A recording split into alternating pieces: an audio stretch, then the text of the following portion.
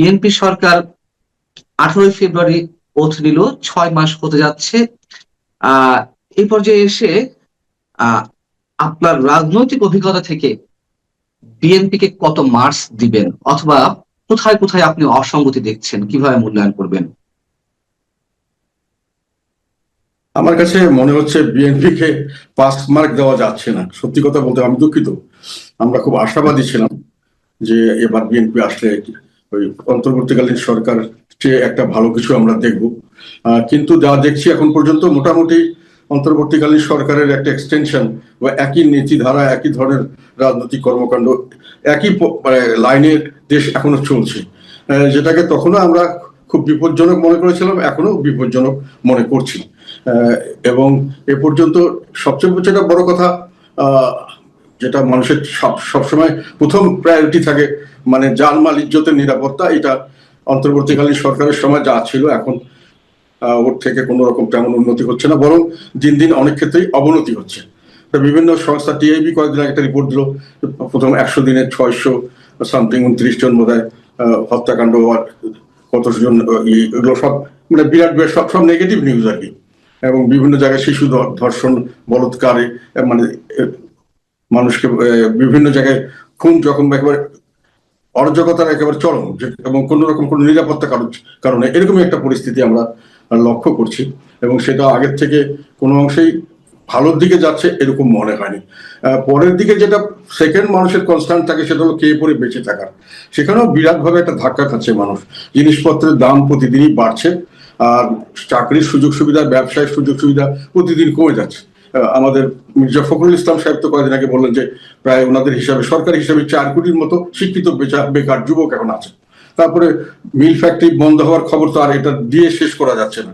প্রতিদিনই শোনা যাচ্ছে নতুন নতুন মিল কারখানা বন্ধ হয়ে যাচ্ছে, গ্যাসের অভাবে, বিদ্যুতের অভাবে, নানান ধরনের সমস্যার কারণে, এবং আলটিমেটলি ব্যবসা বাণিজ্য মন্দা হয়েছে। সেটা হলো যে এই গত 10ই আগস্টে একটা ইউনাইটেড নেশনস সিকিউরিটি কাউন্সিলের একটা কমিটি আছে, অ্যানালিটিক্যাল সাপোর্ট অ্যান্ড কি বলে ওটাকে, স্যাংশন মনিটরিং। এই স্যাংশন মনিটরিং করার জন্য যে বিভিন্ন জায়গায় যে আল কায়দা বা জঙ্গি সংগঠনদের যে স্যাংশন দেওয়া, তার মনিটরিং করে অ্যানালিটিক্যাল সাপোর্ট দেওয়ার জন্য সিকিউরিটি কাউন্সিলে তারা যে অ্যাডভাইস করে, সেখানে 10ই আগস্টে তারা অ্যাডভাইসের মধ্যে একটা বড় জিনিস উঠে এসছে, সেখানে বাংলাদেশের নাম উঠে এসছে। তারা বাংলাদেশের দক্ষিণ এশিয়ার বিভিন্ন জায়গায় এটা বৃদ্ধি পাচ্ছে, বিশেষ করে ওই যেটাকে ইসলামিক স্টেট বা আল কায়দা বলে এদের নেটওয়ার্ক, এবং বাংলাদেশে সুনির্দিষ্টভাবে তারা বলছে যে এটা নেটওয়ার্ক গড়ে তোলার পরিকল্পনা চলছে, এবং সেটা চলছে, কাজ এগিয়ে যাচ্ছে, এবং এটাতে তারা উদ্বেগ প্রকাশ করেছে। ফলে সামনের দিকে আমাদের যেটা একটা ইন্টারন্যাশনাল কমিউনিটির কাছে যে আমাদের একটা মানে ইমেজ, এটা ব্যাপকভাবে ইমেজ সংকট হয়েছে। যেটা আমি একটু আগে বললাম যে উগান্ডার চেয়েও আমাদের পাসপোর্ট এখন মানুষের মানে বেশি খারাপের দিকে, মানের দিকে খারাপের দিকে গেছে। বিভিন্ন দেশের লোকরা এখন আমাদেরকে দেখলেই মানে একটা আটকে ওঠার মতো অবস্থা, এবং সেই যে একটা ইমেজ সংকট, তার মধ্যে দেশের মানুষ খেতে পারছে না, চলতে পারছে না, মানুষের জীবন মালের কোনো নিরাপত্তা নেই।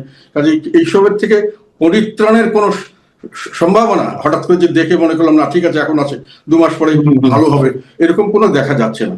আমি একটা জিনিস এখানে বলি, সেটা হলো বাজেটের সময়, বাজেট অ্যানালাইসিস করার সময় একটা জিনিস বলেছিলাম যে আমরা যেহেতু অর্থনৈতিক মন্দা চলছে, আমাদের সারা বিশ্বে এখন অর্থনৈতিক মন্দা, আমাদের দেশে অর্থনৈতিক মন্দা চলছে, সেখানে যে টার্গেটটা হচ্ছে, যেভাবে বাজেট করা হয়েছে, সেই বাজেটে যে মানে যেটা আর্নিং দেখানো হয়েছে, আমি বলছি এই আর্নিং তারা করতে পারবে না। 2 লক্ষ প্রায় 29 থেকে 30 হাজার কোটি টাকা মানে যে আর্ন করবে, তার চেয়ে পরিচালন ব্যয় যে সরকার চালাতে যে হয় তার চেয়ে কম আর্নিং হবে সার্বিকভাবে, এবং সেটাকে ঋণ করে মোকাবেলা করতে হবে। কাজে সরকার কিন্তু সামনে, কালকে আমাদের এক মন্ত্রী, আমাদের ইকবাল হোসেন টুকু, উনি বলেছেন এক জায়গায়, হয়তো কথায় বলেছেন, কিন্তু কথাটা খুব গুরুত্বপূর্ণ কথা, যে সামনের দিকে আমরা সরকারি কর্মকর্তা কর্মচারীদের বেতন দিতে পারবো কিনা সেটা নিয়ে সংশয় দেখা দিয়েছে, এবং এটা আমি বাস্তবতাই মনে করছি। আমরা বেতন কিন্তু এখনো ওনারা দিতে পারছেন না, ঋণ দিয়ে দিচ্ছেন, এবং সামনে পুরো বছর ঋণ দিয়েই তাদেরকে চালাতে হবে, এবং এই ঋণের কোনো মানে ঋণ করার কোনো জায়গা নেই। বাংলাদেশের ব্যাংকও এমন কোনো সাফিসিয়েন্ট নেই, বিদেশিরা কেউ ঋণ দিচ্ছে না, কেউ বাজেট সাপোর্ট কিছু করছেন না। কাজে সরকারকে বড় একটা ধাক্কা দিতে হবে। আমার প্রশ্ন হচ্ছে যে অর্থমন্ত্রী নিজেই বলেছেন যে অর্থনৈতিক যে নেতিবাচক অবস্থা দেশের, সেটি কাটিয়ে উঠতে 2 বছর সময় লাগবে। কেন 2 বছর সময় লাগবে, অথবা এই অবস্থায় দেশে বিনিয়োগ নেই, কর্মসংস্থান নেই, একের পর এক শিল্প কলকারখানা শাটডাউন হচ্ছে, বিদ্যুতের অবস্থা তো আমরা সবাই জানি, সেটির একটি প্রভাব পড়ছে। আহ একসাথে এত কিছু একবারে শাটডাউন হয়ে যাওয়ার কারণ কি, আপনার কি মনে হয়? এবং সরকার থেকে বলা হচ্ছে যে এর পেছনে দায়ী আওয়ামী লীগ সরকার, আওয়ামী লীগের দুর্নীতি, অবাধ লুটপাট, এগুলোকে দায়ী করা হচ্ছে, টাকা পাচার ইত্যাদি ইত্যাদি। হয়েছে কি, হ্যাঁ, আওয়ামী লীগ কিছুটা দায়িত্ব বটেই। তবে আওয়ামী লীগ যেটা যে ধারায় চলছিল, তারা বিপদগুলো সামনে নিয়ে চলছিল এবং এটা নিয়ে চ্যালেঞ্জ হিসেবে নিয়ে এর একটা সমাধান করারও চেষ্টা করছিল। যেমন এখন যেটা যেটা বিভিন্ন সময় থেকে গেছে আর কি, যেমন উনি যেটা 2 বছর বলছে সেটা কথা বলি, উনি এটা কোনো কারণ দেখাননি, উনি একটা নিজের থেকে মনের ইচ্ছায় বলেছেন যে আগামী 2 বছরে হয়তো হতে পারে। কিন্তু উনি সুনির্দিষ্ট কোনো রূপরেখা দেননি যে 2 বছর পরে আমরা ইকোনমিক রিকভারিটা করবো। এখনো আমাদের অবস্থা খুবই খারাপ। আওয়ামী লীগ যেখানে সেরে গেছে তার চেয়ে 2 বছর চলে গেছে। এই সময় অন্তর্বর্তীকালীন সরকার একেবারে যেটা আওয়ামী লীগ যেগুলো খারাপগুলোকে কাটানোর জন্য যে কতগুলো স্টেপ নিয়েছিল এগুলোকে ওনারা স্টপ করে দিয়েছেন, এবং ওটার ফলে 2 বছর পিছিয়ে যাওয়াতে এখন এগুলোকে আবার তাল সামলিয়ে ফিরে আসে একেবারে একটা অসম্ভবের মতো অবস্থা। আমি এটা জেনে শুনে বলছি। আমি বলতে চাচ্ছি আমার যেটা ব্যক্তিগত অভিজ্ঞতা থেকে, যে গ্যাস সংকটের সামনের দিকে কমবে না, আরো বাড়বে। আর ইলেকট্রিসিটির ব্যাপারে ওরা অনেক ডাইভার্সিফাই করেছিল।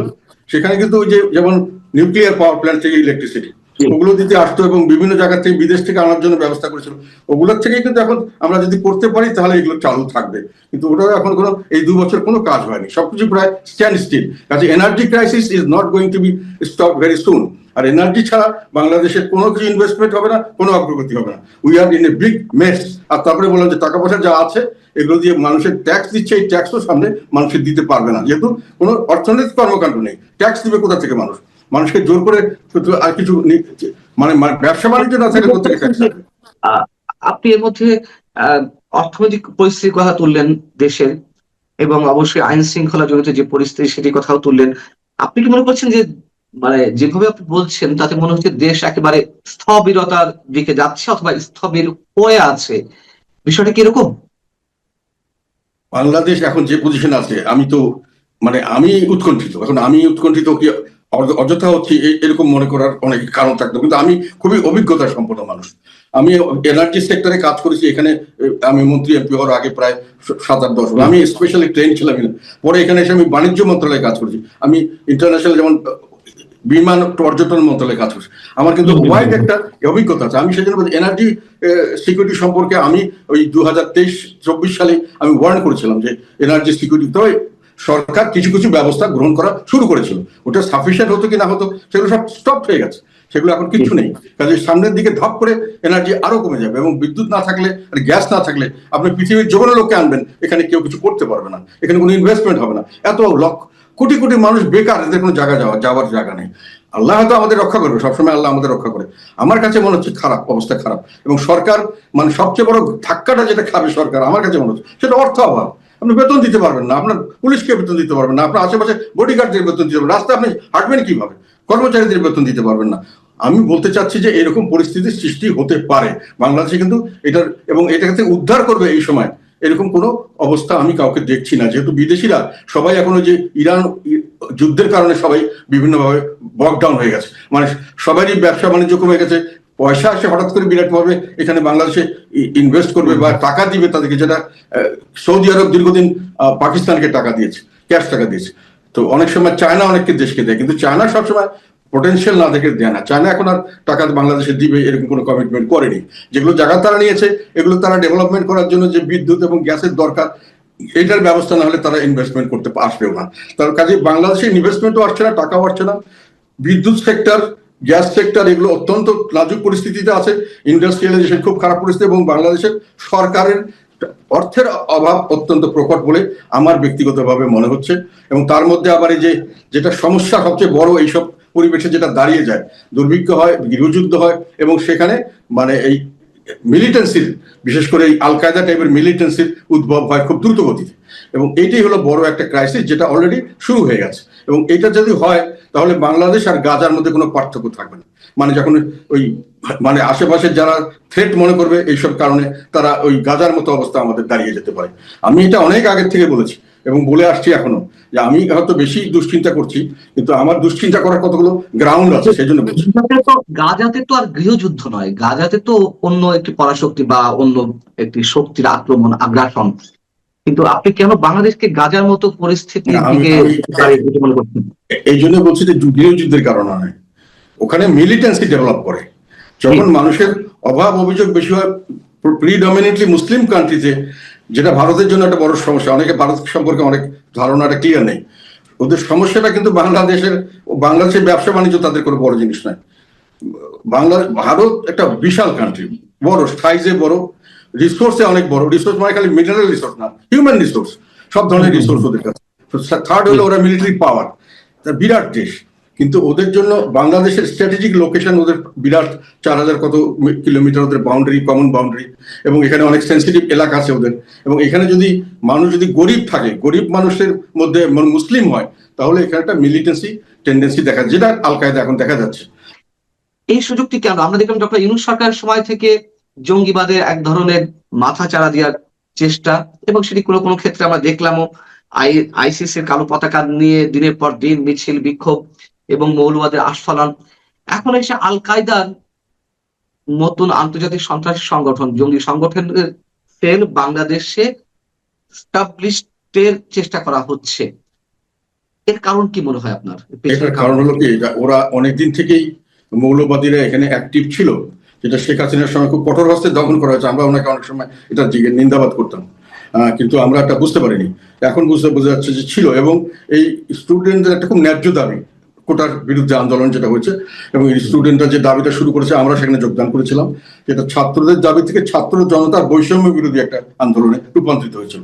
সেটাকে এটার ক্যামোফ্লেজে এরা ভিতরে ঢুকে ব্যাপকভাবে সরকারের পতনের জন্য অনেক কিছু করেছে, সরকারকে পতন করিয়েছেন। এখানে আমরা এখন অনেক জায়গা থেকে অনেক কিছু শুনতে পাচ্ছি, ইন্টারন্যাশনাল ইনভলভমেন্টের কথা আসছে। যাই হোক, কিন্তু তখন তারা বলতে চাইলেন যে এটার জন্যই আন্দোলন হয়েছে। আন্দোলনটা আমরা এই ওদের একটা রাইটিস্ট উত্থান, ওটাই বলছো, আমরাই করেছি, আমরা মানুষকে হত্যা করেছি, পুলিশকে হত্যা করেছি, আমরা নাশকতা করেছি, আমাদের কারণেই হয়েছে। এবং এমনকি ওনাদের কিছু কিছু যারা লিডারশিপে ছিলেন তারা বললেন যে আমরা প্রস্তুত ছিলাম, যদি এটাতে সফল না হতাম তাহলে অস্ত্রশস্ত্র নিয়ে আমরা যুদ্ধ করে এটাকে স্বাধীন করতাম। তার মানে তাদের যুদ্ধ প্রস্তুতি ছিল, তাদের অস্ত্রশস্ত্র ছিল, গোলা বারুদ ছিল, তাদের ট্রেনিং ছিল। এগুলো কে করিয়েছে? এগুলো সমস্ত উগ্রবাদী সংগঠনগুলো। এগুলো ছাড়া, এবং জামাত স্বীকার করেছে যে তারা এটার সঙ্গে ব্যাকগ্রাউন্ড এরাই ছিল। বিদেশিরা সমর্থন করলো, তারা এখানে চালু করলো, এবং সেখানে দেশটাকে ভাগ করলো সুন্দরভাবে। একটা হলো রাইটিস্ট যেটাকে বলা যায়, এবং উগ্রবাদী এবং মৌলবাদীরা এবং সাম্প্রদায়িক শক্তি, আর একটা হলো লিবারালস। আরেকটা করলো যে যারা ওই মানে শেখ হাসিনার সরকারের সময় অত্যাচারিত হয়েছে বিভিন্ন কারণে, তারা সবাই দেশপ্রেমিক। এই অত্যাচারিত লোকরা যখন দেশপ্রেমিক হিসাবে সার্টিফিকেট, রাষ্ট্রের থেকে সার্টিফিকেট পেয়ে গেল, তখন সমস্ত ধরনের আল কায়দা টাইপের যতগুলো সংগঠন, সবগুলোই দেশপ্রেমিক হিসাবে বাংলাদেশে অফিসিয়ালি অ্যাকসেপ্টেড হলো। এবং তারপর থেকে তারা বিভিন্ন তাদের সাজা মাপ, তাদেরকে থেকে দেওয়া হলো, তাদেরকে মুক্তি দেওয়া হলো জেল থেকে, তাদেরকে খালাস করে দেওয়া হলো, সমস্ত চার্জ বাতিল করে ফ্রি করে দেওয়া হচ্ছে। এবং এরা তখন আবার একটা সুযোগ পেল, এবং এরা এই দেশটাকে, যেহেতু মুসলিম প্রধান দেশ এবং এখানে পভার্টি, মানুষ খুব এই গরিব, সেই পভার্টির সুযোগ নিয়ে এবং ইসলামী ভাবধারাটাকে বিভিন্নভাবে তাদের মাথায় ঢুকিয়ে দিয়ে তারা একটা মিলিটেন্সি করার চেষ্টা করে, যেটা কিন্তু গাজাতেও একই জিনিস হয়েছে। সেই ভারত বিরোধী শক্তি এখন স্ট্রং বেশি, এবং সরকারও একটি শর্ত জুড়ে দিয়েছে, এরকম গুঞ্জন শোনা যাচ্ছে, যদি এটি কোনো ভিত্তি আমরা এখনো পাইনি, যে শেখ হাসিনাকে যতক্ষণ পর্যন্ত প্রত্যর্পণ চুক্তির আওতায় ফেরত না দেওয়া হবে, ততক্ষণ পর্যন্ত ভারতের সাথে নতুন কোনো সম্পর্ক নয়, বা সম্পর্কের উন্নয়নের জায়গায় নিয়ে যাওয়া নয়। আপনি কি তেমনটি মনে করেন? এটা আমি জানি না সরকারকে কারা কি বুদ্ধি দিচ্ছে। আমার অভিজ্ঞতা থেকে বলছি যে এটা মানে দারুণ ভাবে সরকারকে মিসগাইড করা হচ্ছে। একটা জিনিস আমরা অনেক সময় ভুল করি, মানে কি বলবো এটাকে, আমি নিজেকে ছোট করে বলতে চাই না, কিন্তু ভারত একটা বড় শক্তি, যেটা বললাম বড় দেশ, এদের বড় অনেক রিসোর্সফুল কান্ট্রি, বড় একটা সামরিক শক্তি, এবং এদের কাছে বাংলাদেশের গুরুত্ব, ব্যবসা বাণিজ্যকে যেটা আমরা বলতে চাই বাংলাদেশ, ওদের ওটা গুরুত্ব নাই। ওদের একটাই গুরুত্ব আছে, যে এটা একটা ল্যান্ড যেটা স্ট্র্যাটেজিক লোকেশনে অবস্থিত, এবং যেখানে হিউজ পরিমাণে মুসলিম মেজরিটি এবং পুয়ার কান্ট্রি। এটাকে আমাদের বিরুদ্ধে যদি কেউ ব্যবহার করতে চায়, এটাকে একটা হিসাবে ইউজ করতে পারবে। এখানে যেমন আল কায়দা আসে, এরকম ধরনের সন্ত্রাসী গোষ্ঠী আসে, এরকম ধরনের সাম্প্রদায়িক শক্তি আসে, তারা আমাদের ক্ষতি করার জন্য এটাকে, এই ভূমিটাকে ব্যবহার করতে পারে। এটাকেই তাদের একমাত্র কনসার্ন, এবং তারা সবসময় চায়, আমি দেখেছি তাদের কে কি বলে আমি জানি না, তারা চায় যে এই দেশটা তাড়াতাড়ি একটু সমৃদ্ধশালী হোক, মানে গরিব থেকে উপরে উঠুক, তাহলে আমাদের এই সংখ্যাটা থাকবে না। এখন প্রশ্ন হলো যে না, এখন যদি ভারতের ওগুলো সাধারণ প্রিপারেশন নিচ্ছে, আমরা অনেক সময় ভুল করি। ওরা কিন্তু সাধারণভাবে এটাকে একটা শান্তিপূর্ণভাবে একটা প্রসপারাস দেশ হোক, এখানে কোনো সেরকম কোনো সমস্যা না থাকুক, আস্তে আস্তে সব শিক্ষিত হয়ে উঠুক, মানুষের সম্পদশালী হোক, তাহলে এই মিলিটেন্সি এখানে খরচে আসবে না এবং ওরা সেফ থাকবে, এটা তারা মনে করে।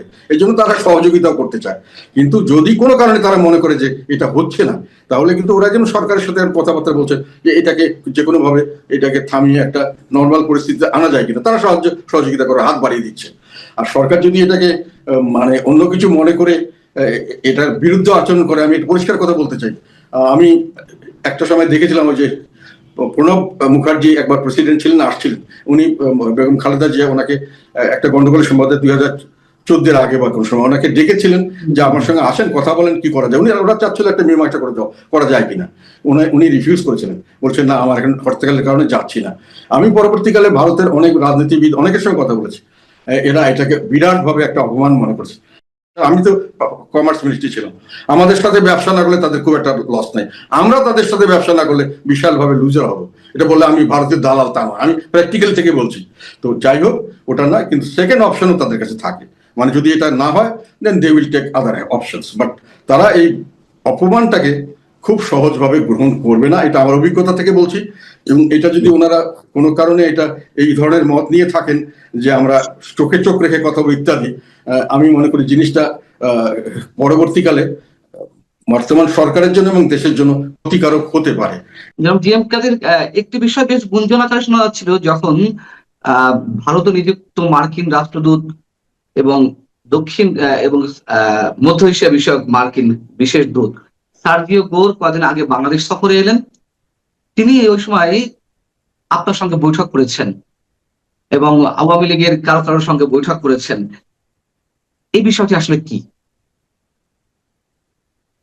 না, উনি এসেছিলেন, ওনার আমরা যতটুকু আমরা দেখলাম, উনি একেবারে একটা কোনো কিছু বোঝার জন্য আসেননি, বুঝে শুনে এসছেন এবং কিছু মেসেজ দিয়ে গেছেন বিভিন্ন জায়গায়, এটা আমরা যেটা বুঝতে পেরেছি।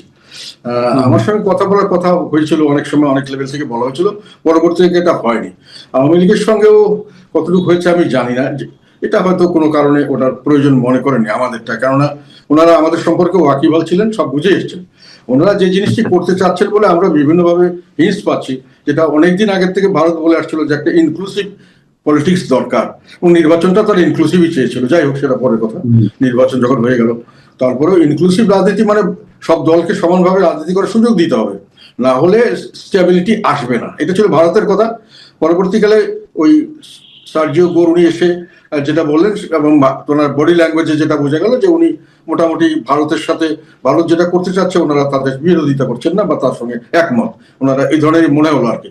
আর তারপরে যেটা সবচেয়ে মজার ব্যাপার হলো যে তার একদিন পরেই বোধ হয় চাইনিজ অ্যাম্বাসেডার একটা সাংঘাতিক কথা বলেছেন, যেটা খুবই আমার কাছে মনে হচ্ছে যে এটা গুরুত্বপূর্ণ আর কি। ওটাও উনি একই কথা বলেছেন যে বাংলাদেশে এই মুহূর্তে প্রয়োজন হলো মানে স্থিতিশীলতা এবং ঐক্যবদ্ধ, মানে জাতীয় একটা ঐক্য আর কি।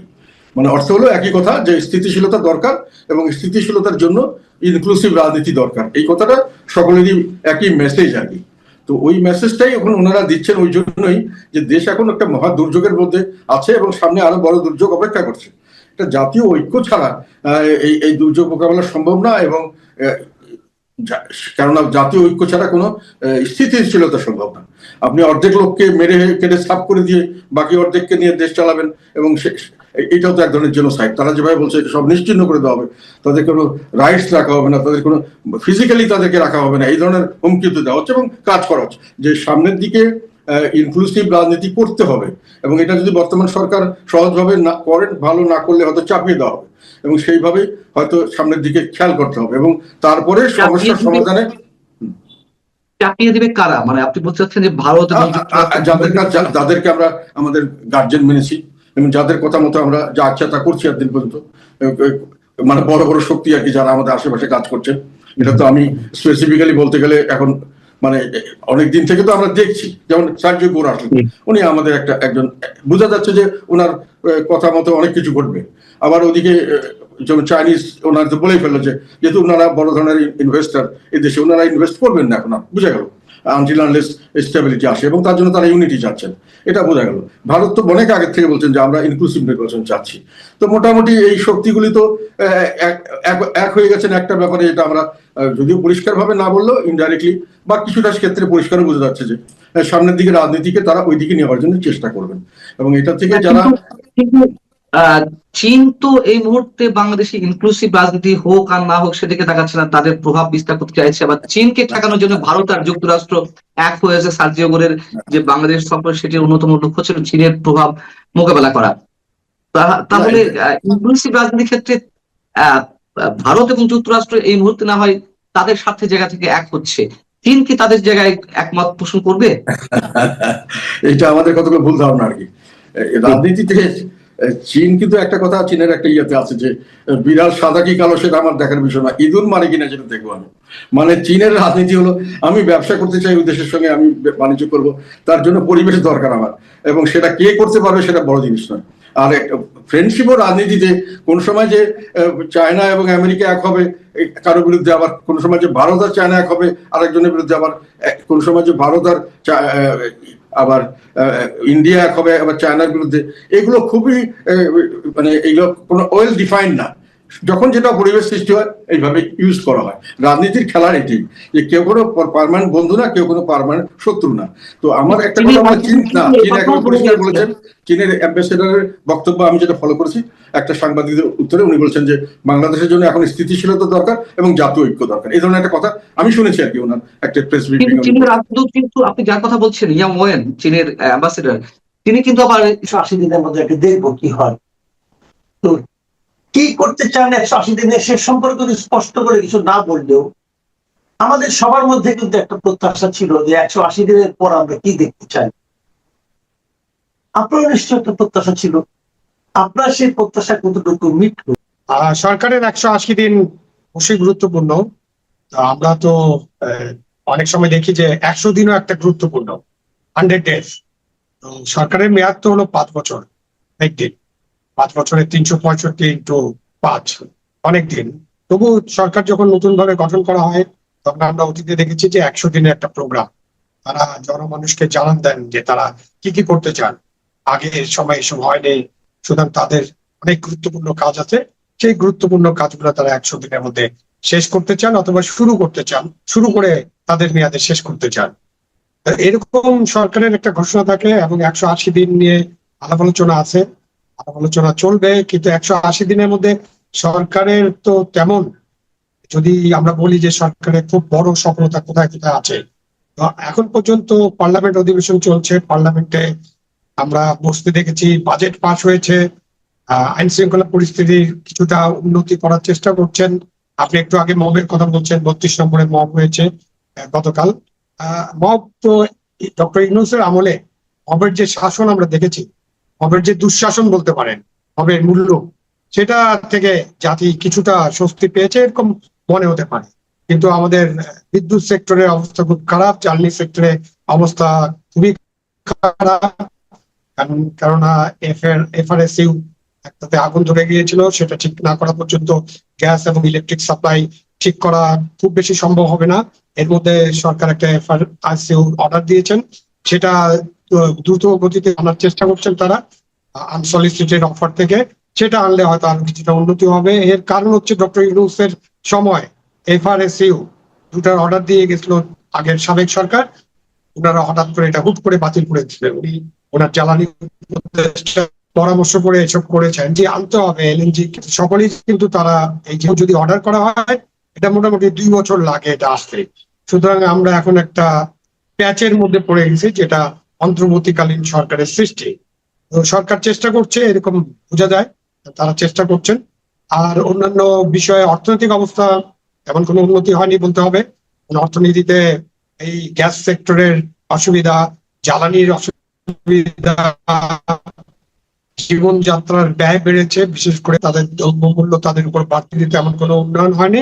ভবিষ্যতে আইন শৃঙ্খলা এই দুটো, কিন্তু সেই চেষ্টা আমরা আরো সামনে দিয়ে নাম্বার দিতে পারবেন না, কারণ তাদের কিছু সীমাবদ্ধতা ছিল, যে সীমাবদ্ধতা গুলো আরোপিত হয়েছে অন্তর্বর্তীকালীন সরকারের কতিপয় পলিসি ডিসিশন এবং মিস্টেকের জন্য, তাদের যে বালখিল্যতা এ কারণেও বলতে পারেন।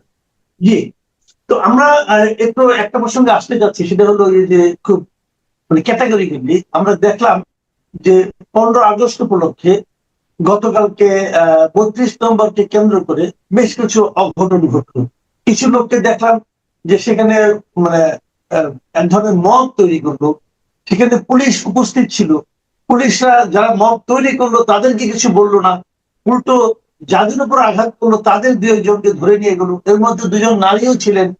তো আমার কথাটা হলো যে আসলে একটা গণতান্ত্রিক প্রক্রিয়া, গণতান্ত্রিক এনভায়রনমেন্ট যেখানে থাকার কথা, সেখানে এই ধরনের মবটাকে আপনি কি বলবেন? এটা কি চলতে দেওয়া উচিত কিনা? এই সরকারের আমলেও চলছে, এটা কি আপনাকে একটু মানে আহত করে কিনা?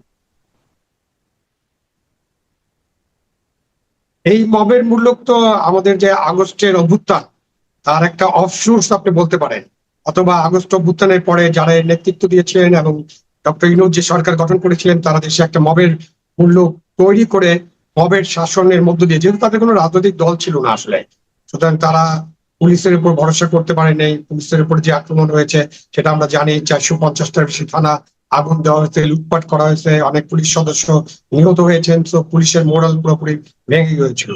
তারা সেনাবাহিনীর উপরে বিশ্বাস করতে পারেন নাই, তেমন আস্থা রাখতে পারেন নাই, কারণ সেনা প্রধান ডক্টর ইউনূসের যে অন্তর্বর্তী সরকারের প্রধান হওয়া, সে বিষয়ে তার একটা আপত্তি প্রকাশ করেছিলেন।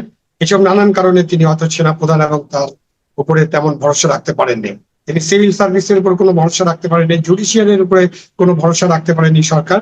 এবং নানা কারণে এই ভরসার কিছু তো কারণ আছে, যে ভরসার স্থলটাতে কিছু সন্দেহ, কিছু অবিশ্বাস থাকবে। কিন্তু আপনি যখন সরকার গঠন করবেন, সরকার তৈরি করবেন, তখন সকলকে নিয়ে আপনাকে দেশের আইন শৃঙ্খলা পরিস্থিতির উন্নতি এবং দেশের উন্নতি, এক কথায় জনগণের সেবা, জনকল্যাণ, গণতন্ত্র ফিরিয়ে আনা, যেসব কথা আমরা শুনেছি, সেই সব বিষয়ে কাজ করার দরকার ছিল। কিন্তু সেই কাজগুলো না করে তারা দেশে একটা মবের মূল্য চালু করলেন এবং মবের শাসন চালু করলেন। যেখানে খুশি সেখানে মব, যেখানে খুশি সেখানে মব, সেখানে মব চলে, মব মানুষকে মারধর করে, মব মানুষের কাপড় চোপড় খুলে নেয়, মব মানুষের বাসায় হাজির হয় কয়েকজন মিলে, তারপর সেখানে লুটপাট করে, চাঁদা তুলে, টাকা পয়সা তুলে, এই সব একেবারে কি বলবো মাচ্ছান্নার মতো অবস্থা তৈরি করেছিলেন ডক্টর ইউনূস। সেই মবের মূল্যকে যে সংস্কৃতি, সেই সংস্কৃতি থেকে এখনো কেউ কেউ বের হতে পারেনি। আপনি যেমনটি বলছেন যে বঙ্গবন্ধু জাতির পিতা, এবং বঙ্গবন্ধুর জন্ম না হলে আমরা এই বাংলাদেশ নামে একটা স্বাধীন রাষ্ট্র হয়তো পেতাম না।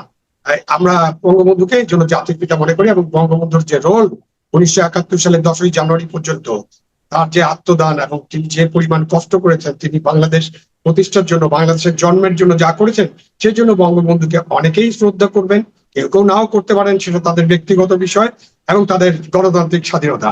কিন্তু যারা শ্রদ্ধা করবেন তারা শ্রদ্ধা প্রকাশ করতে পারবেন না, এটা কোনো গণতন্ত্রের বিষয় হলো না। এখন এই জিনিসটাও তো চালু হয়েছে 5ই আগস্টের পরে। 32 নম্বরে কিন্তু যখন পাকিস্তান শাসন ছিল, জেনারেল আইয়ুবের শাসন ছিল, ইয়াহিয়া খানের শাসন ছিল, তখনও কিন্তু 32 নম্বরে কোনো হামলা হয়নি, কোনো মব করা হয়নি, তখনও 32 নম্বর ভাঙা হয়নি, 32 নম্বর তালা দিয়ে রাখা হয়নি। তো এই যে মবের যে মূল্যটা তারা চালু করলেন এবং 32 নম্বরে ভাঙচুর করালেন, 2বার 3বার 4বার ধরে ভাঙচুর করানো, এবং আমাদের সিটি কর্পোরেশনের বুলডোজার পর্যন্ত ওখানে চলে গেল, এবং তারা ঘন্টার পর ঘন্টা ধরে ভাঙচুর করলো। এরকম তো প্রথম আলো, ডেইলি স্টার, উদীচি, আপনার ছায়ানট, সব জায়গায় এরকম হামলা হলো, আগুনে পুরানো হলো। আমরা ইউনূস সরকারকে কি দেখলাম? নীরবে নিভৃতে তারা চুপচাপ বসে থাকলেন। এবং এই সব জায়গা থেকে, এটা তো ঢাকা শহরের মধ্যে, 32 নম্বর থেকে ইউনূস সাহেবের বাড়ি দূরত্ব 2-3 কিলোমিটারের বেশি হবে না। প্রথম আলো থেকে ইউনূস সাহেবের বাড়ির দূরত্ব 1 কিলোমিটারের মধ্যে। উনি এখানেই থাকতেন, এখানেই উনি ছিলেন, এখানেই তাদের কিচেন ক্যাবিনেটের বৈঠক হতো, এখানেই তাদের সমস্ত লোকেরা ছিলেন। তারপরেও তারা এইসব থামানোর কোনো চেষ্টা করেনি। এখন আপনি যেটা বললেন, 32 নম্বরে অনেক পুলিশ আমি দেখেছি, ভিডিও ফুটেজে অনেক পুলিশ ছিল, কিন্তু পুলিশ কোনো কথা বলেনি, পুলিশ কোনো প্রতিবাদ করেনি, পুলিশ কোনো বাধা দেয়নি। এটা পুলিশের উপর কি নির্দেশনা এটা জানতে হবে, আমি জানি না তাদের প্রতি কি নির্দেশনা আছে। বাট পুলিশকে, আইন শৃঙ্খলা রক্ষাকারী বাহিনী তাদের উপর যে অর্পিত দায়িত্ব, তাদের যে ফৌজদারি কার্যবিধি, penal code and police regulations of Bengal, এগুলো কিন্তু প্রত্যেক পুলিশের সিপাহী থেকে একদম অফিসার পর্যন্ত প্রত্যেককে পড়ানো হয়, তাদেরকে ট্রেনিং দেওয়া হয় সারদাতে দীর্ঘ সময়, স্বল্প সময়, এবং তাদের কিন্তু প্রতি বছর 2 বছর পর পর তাদের পরীক্ষা হয়, তাদেরকে ক্লাস করতে হয়, তাদেরকে ট্রেনিং এর মধ্যে এসবের মধ্যে দিয়ে যেতে হয়। সুতরাং একজন পুলিশ কনস্টেবল, একজন এসআই, ঊর্ধ্বতন পুলিশ কর্মকর্তারা জানেন তাদের কাজ কি, তারা কিভাবে কাজ করবেন। কিন্তু 32 নম্বরে কোনো পুলিশ কর্মকর্তা বা পুলিশের কোন সদস্যকে সেই কাজটা করতে দেখা যায় নাই। উল্টো যারা মব করলেন তাদেরকে না ধরে তারা গ্রেপ্তার করলেন যারা ওখানে ফুল দিতে গিয়েছিল। আমি 2-3 জনের ইন্টারভিউ দেখেছি, একজন নারীর ইন্টারভিউ দেখছি, তাকে তরুণী বলাই ভালো। তিনি একজন মুক্তিযোদ্ধার মেয়ে, সম্ভবত দক্ষিণাঞ্চলের থেকে এসেছিলেন বা দক্ষিণাঞ্চলের বসবাসকারী। তিনি বলছেন আমি মুক্তিযোদ্ধার মেয়ে, আমি তাকে সম্মান জানাতে এসেছি, এটা আমার অধিকার। অথচ তাকেও গ্রেপ্তার করা হয়েছে। এরকম কাউকে কাউকে গ্রেপ্তার করা হয়েছে, এবং মব যারা করেছিলেন তারা সংখ্যায় খুবই অল্প ছিলেন। এর আগে অনেক বেশি ছিল, তারও আগে 32 নম্বর ভাঙার সময় বেশ কিছু মানুষ ছিল। আজকে আমি তেমন বড় কোনো গ্যাদারিং দেখিনি, কেমন ভাবে মব করতে গিয়েছেন শত শত লোক, এমনটা নয়। তো তারপরেও পুলিশ কেন এটা কন্ট্রোল করলো না, পুলিশ কেন তাদেরকে গ্রেপ্তার করলো না, তাদেরকে আইনের সোপর্দ করলো না, এটা নিয়ে কিন্তু প্রশ্ন উঠবে। এবং এই প্রশ্ন কিন্তু জবাবটা আগে আমরা অন্তর্বর্তীকালীন সরকারের কাছে চাইতে পারতাম, যে অন্তর্বর্তীকালীন সরকার সব দেখেও দেখে না। এখন তো আমাদের নতুন স্বরাষ্ট্রমন্ত্রী আছেন এবং সাবেক স্বরাষ্ট্রমন্ত্রী আছেন, সুতরাং তারা পুলিশকে অলরেডি অর্গানাইজ করেছেন, তারা পুলিশের মাধ্যমে তো চেষ্টা করছেন কাজকর্ম করার জন্য, এবং পুলিশকে আমরা মাঝে মাঝে তো খুব অ্যাক্টিভ দেখতে পাই, পুলিশ কাজকর্ম করে। সুতরাং এই জবাবটা কিন্তু তাদেরকে দিতে হবে, এক সময় না এক সময় তাদেরকে এই বিষয়ের জন্য জবাবদিহি করতে হবে। নিশ্চয়ই তারা জবাবটা দিবেন, এবং এই জবাবটা আপনারা চাইতেই পারি, চাওয়াটা কোনো অন্যায় হবে না। এবং 32 নম্বরে মানুষ যেতেই পারে বঙ্গবন্ধুকে, জাতির পিতাকে শ্রদ্ধা জানাতে। এবং শ্রদ্ধা জানানোর তো বিষয়ে ধরেন আজকাল তো সোশ্যাল মিডিয়া আছে, আপনি নিশ্চয়ই দেখেছেন, সোশ্যাল মিডিয়া খুললেই দেখবেন লক্ষ লক্ষ মানুষ বঙ্গবন্ধুর প্রতি শ্রদ্ধা নিবেদন করেছে, তাই না? সুতরাং এই লক্ষ লক্ষ মানুষের মধ্যে 95% মানুষ কিন্তু বাংলাদেশে বসবাস করে, বাংলাদেশের মানুষ, তারা কিন্তু এই শ্রদ্ধা নিবেদন করছে।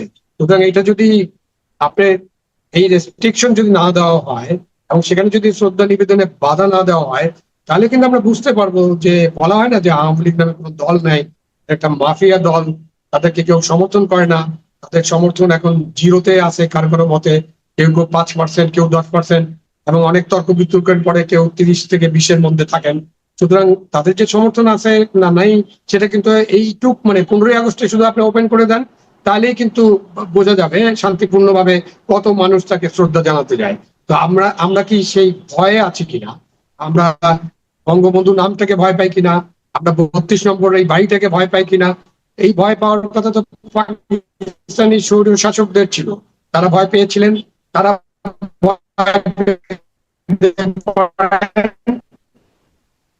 পাকিস্তানি জানতা ভয় পেতে পারেন, কিন্তু বর্তমান সরকার, তারা তো মুক্তিযুদ্ধের যে নেতা, মুক্তিযুদ্ধের সেক্টর কমান্ডার বীর উত্তম, তো মেজর জেনারেল জিয়াউর রহমান যে দলটি গঠন করেছেন, এবং এই দলে অনেক মুক্তিযোদ্ধা আছে, এখনকার ভারপ্রাপ্ত রাষ্ট্রপতি মুক্তিযোদ্ধা, তিনি আবার দেশের স্পিকার, তাদের মধ্যে যায় মুক্তিযোদ্ধা আছে, মুক্তিযুদ্ধ নিয়ে তারা অনেক কথা বলেছেন, তারা মুক্তিযুদ্ধের পক্ষে, মুক্তিযুদ্ধের শক্তি হিসাবে নিজেদেরকে প্রকাশও করেছেন। সুতরাং তাদের তো এখানে ভয় পাওয়ার কিছু আছে বলে আমি মনে করি না। এখানে অন্য কোনো চাপ আছে কিনা, অন্য কেউ কোনো ষড়যন্ত্র করছে কিনা, ডিপ স্টেটের কোনো খেলাধুলা আছে কিনা, এইসব বিষয় নিয়েও আলোচনা হতে পারে। জি, আমি এখন একদম শেষ প্রশ্নটা আপনাকে করতে চাচ্ছি। আপনি যেরকম বললেন যে গতকালকে আপনি অনেকগুলো ভিডিও দেখেছেন, অনেকে অনেক কথা বলছে, যে মারছে তাদের সংখ্যাও কম, মবকারীদের সংখ্যাও তো বেশি ছিল না। কিন্তু আপনি লক্ষ্য করলাম সাংবাদিকরা জিজ্ঞাসা করলেন যে আপনারা কে, তখন একজন লোক বলছিল যে আমি একজন জুলাই যোদ্ধা। তো আমি আপনার কাছে জানতে চাচ্ছি যে আসলে জুলাই যোদ্ধার ডেফিনেশনটা কি, কে জুলাই যোদ্ধা এবং কে জুলাই যোদ্ধা নয়? এটা নিয়ে আপনি আপনার মনে কোনো প্রশ্ন কখনো জেগেছে যে জুলাই যোদ্ধা আসলে কার? এখন যাদেরকে দেখছি জুলাই যোদ্ধা বলে দাবি করছেন তাদের অনেকে, মাসুদ কামাল আপনি তো জানেন, 14 সাল থেকে 26 সাল 12 বছর না, ওই যে একটা নির্বাচন হয়েছিল 155টা আসনে বিনা ভোটে জিতেছিল আওয়ামী লীগ, বিএনপি সেই নির্বাচনে যায়নি, জামাত যায়নি। তো সেই নির্বাচনের পর থেকে এই 5ই আগস্ট 2024 পর্যন্ত এখন যাদেরকে আমি জুলাই যোদ্ধা হিসেবে ছবি দেখি, যাদেরকে মব করতে দেখি, যারা বড় বড় বক্তৃতা বিবৃতি করেন, দেন, কথা বলেন, তাদেরকে কিন্তু তখন আমি, বা আপনি দেখেছেন কিনা আমি জানি না, আমি দেখিনি। আমি তাদেরকে কোথাও কোনো কথা বলতে দেখিনি, কোথাও কোনো বিষয়ে আলোচনা করতে দেখিনি, কোথাও মিছিল পর্যন্ত করতে দেখিনি। তো এই সময় হঠাৎ করে 5ই আগস্টের পরে এই যে জুলাই যোদ্ধা, সারা দেশব্যাপী জুলাই যোদ্ধা হিসেবে যারা নিজেদেরকে পরিচিতি দেন, সেই জুলাই যোদ্ধার বিষয়ে তো তাদের যে দল এনসিপি মনে হয় এই জুলাই যে সমন্বয়ক যেটা তৈরি করেছিল, সেই সমন্বয়কটা বোধহয় সমন্বয়ক পরিষদ সব বাতিল করে দিয়েছে। এখন কোথাও কোনো সমন্বয়ক নাই। তো কেউ কেউ নিজেদেরকে জুলাই যোদ্ধা দাবি করেন এবং দাবি করে এইসব কাজ করেন। এবং এনসিপি কে অন্তত দেখি না, বা জামাতকে দেখি না, এমনকি বিএনপিকেও দেখি নাই যে জুলাই যোদ্ধার নামে যারা এইসব অপকর্ম করছে, যারা বিশৃঙ্খলা করছে, তাদের ব্যাপারে কিছু কথা বলতে। এই যে জুলাই যোদ্ধার নামে যে তারা করেন, যে ইন্টারভিউর কথা আপনি বললেন, আমিও দেখেছি সেই ইন্টারভিউটা, সাংবাদিকরা তাকে প্রশ্ন করলো, তিনি ওই জবাব দিলেন এবং তারপরে জবাব দিতে না পারে তিনি নিজেই চলে গেলেন। উনাকে কে দায়িত্ব দিচ্ছে? ওখানে তো শত শত পুলিশ ছিল, আমি নাম্বারটা জানি না, বাট যে ভিডিও দেখেছি সেখানে কয়েক প্লাটুন পুলিশকে রিপোর্ট করা হয়েছিল আজকে যে তারা ওখানে থাকবেন এবং তারাই বাধা দিবেন, কাউকে হয়তো যেতে দিবেন না, এরকম কি ইনস্ট্রাকশন ছিল। সাংবাদিকদের তারা ভিতরে প্রবেশ করতে দিয়েছেন, বাট আর কাউকে প্রবেশ করতে দেন নাই। সুতরাং ওইখানে জুলাই যুদ্ধের তো কোনো দায়িত্ব ছিল না। উনি কিসের দায়িত্ব পালন করেন? উনার কাজ তো আইন শৃঙ্খলা রক্ষা করা না। তো উনি যে কথাগুলো বললেন, উনার তো ভিডিও রেকর্ড আছে। এখন দেখতে হবে সরকার তাকে স্বীকৃতি দেয় কিনা। সরকার, আপনি জিজ্ঞেস করতে পারেন সরকার তো তাকে স্বীকৃতি দেয়নি, বা সরকারও তো একেবারে আনুষ্ঠানিকভাবে তাকে স্বীকৃতি দেয়নি, কিন্তু তিনি যে কাজটা করেছেন সেটা বেআইনি হয়েছে, আইনের বরখেলাপ হয়েছে। তিনি ওখানে বিশৃঙ্খলা সৃষ্টি করেছেন, তিনি কাউকে মারধর করেছেন, সেটা ফৌজদারি অপরাধ। সরকার যদি স্বীকৃতি না দেয়, এখন সরকারের দায়িত্ব হবে যারা সেখানে মব করেছেন, তারা একেবারে আইন ভঙ্গ করেছেন, বিশৃঙ্খলা